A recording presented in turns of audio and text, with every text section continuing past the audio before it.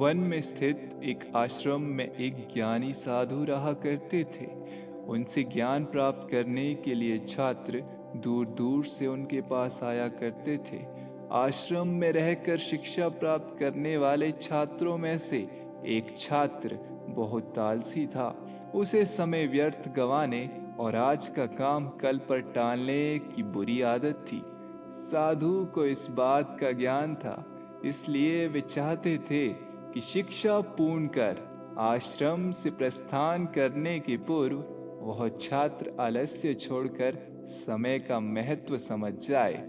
इसी उद्देश्य से एक दिन संध्या काल में उन्होंने उस आलसी छात्र को अपने पास बुलाया और उसे एक पत्थर देते हुए कहा, पुत्र, यह कोई सामान्य पत्थर नहीं है, बल्कि पारस पत्थर है।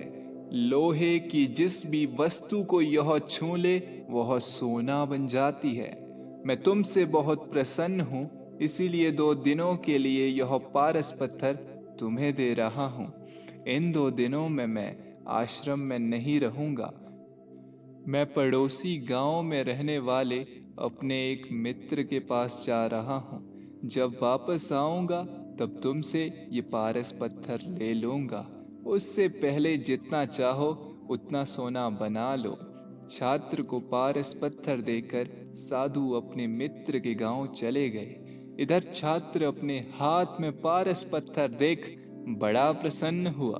उसने सोचा कि इसके द्वारा मैं इतना सोना बना लूंगा कि मुझे जीवन भर काम करने की आवश्यकता नहीं रहेगी और मैं आनंद पूर्वक अपना जीवन व्यतीत कर पाऊंगा। उसके पास 2 दिन थे। उसने सोचा, अभी तो पूरे 2 दिन बचे हैं।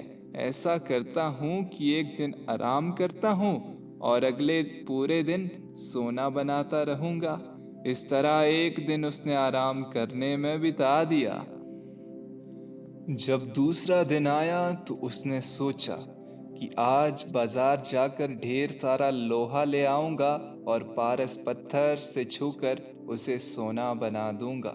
लेकिन इस काम में अधिक समय तो लगेगा नहीं, इसीलिए पहले भरपेट भोजन करता हूं, फिर सोना बनाने में जुट जाऊंगा।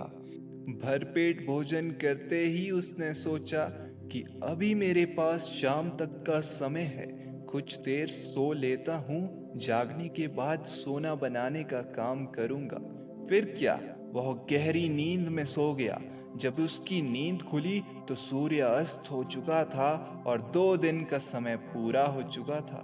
साधु भी आश्रम लौट आए थे और उसके सामने खड़े थे।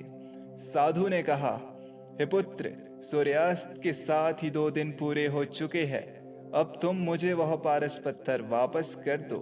छात्र क्या करता, आलस्य के कारण उसने अमूल्य समय व्यर्थ गवा दिया था और साथ ही धन कमाने का एक सुअवसर भी। उसे अपनी गलती का एहसास हो चुका था और उसे समय का महत्व भी समझ आ गया था। वह पछताने लगा और उसी क्षण निश्चय किया कि अब वह कभी भी आलस्य नहीं करेगा।